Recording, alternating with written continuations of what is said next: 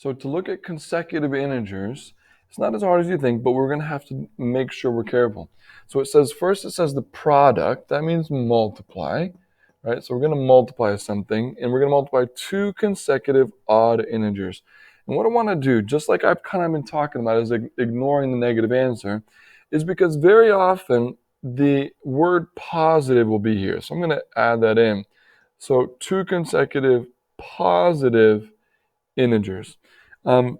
It's just kind of common, and that's the best thing I think of. It's common that we're just going to use the positive integers and not really the negative ones. So first things first, if it's an odd integer, that means I have two of them in this case. I have two of them. My first one is x, and my second one is x plus 2, right? And we're skipping x plus 1 because they're odd. And then it says that the product of them, they're being multiplied together. So the first one is being multiplied to the second one. So x is being multiplied times x plus 2. They're being multiplied together. And when you do that, it says that their product is 99. So it simply equals 99.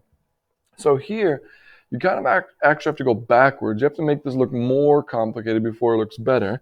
You do that by distributing and then getting it equal to 0. So x squared plus 2x, subtract the 99 over.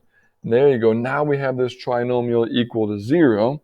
And we can factor it. It's got that a value of 1. So we can think of factors of 99 to add up to 2. And those numbers are not equals, x plus 11 and x minus 9, right? Two numbers that multiply to negative 99 add up to 2, which means my solutions are, because this is still equal to 0, means my solutions are simply negative 11 and positive 9. Now remember, we said at the beginning that we're going to just consider the positive numbers. So I can just put a big X through this negative 11. It's not that it's necessarily wrong. It's just that we're not going to consider it. We're not going to use it. The one that we are going to use is the positive solution, right? We're going to use this guy right here. So we can come back to the beginning and we can say, hey, my first number was 9, and then 9 plus 2 is 11. So my second number is positive 11. So that's a good example of a consecutive integer problem. I want to do one more. This is one of my favorite ones. It's kind of silly. It's about a family with 3 kids, and the 3 kids, their ages can be expressed as consecutive integers. So that's just basically saying, hey, kid number 1, kid number 2, kid number 3, and their ages are consecutive integers, meaning x, x plus 1, and x plus 2. All right? So let's start jumping into the word problem and see if we can translate these words into an equation. It says the square of the age of the youngest child. So our youngest child, that's this guy, right? Because x plus 1 would be bigger than him. The youngest child, it says the square of that. So that's just simply x squared, right? Is means equals, right? Is means equals. So is 4 more than, if you remember that was the plus 4, but it comes on the end. So I'm going to save some space and put a plus 4. We got to save some space for what's going to come next. The plus 4 comes after an 8 times the age of the oldest child.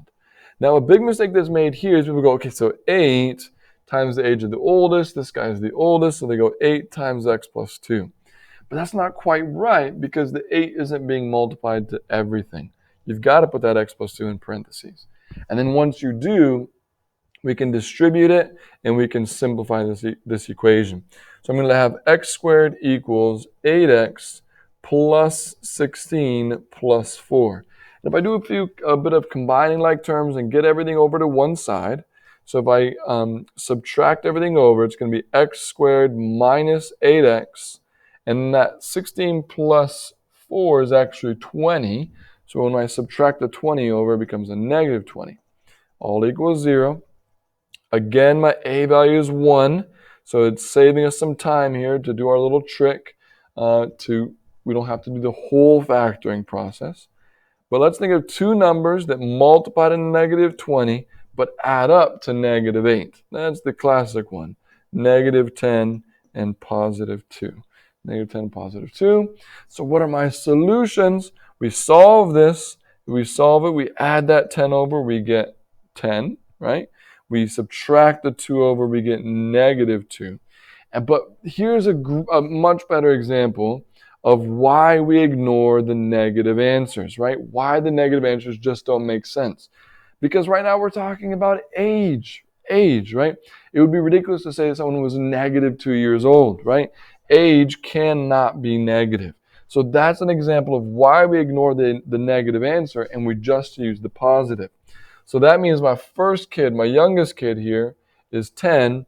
My next oldest kid is 10 plus 1, which is 11. And my oldest kid, right? My oldest kid is 12, right? Because 10 plus 2 gives me 12. That would be what I'm looking for. Those are the ages of all of my kids.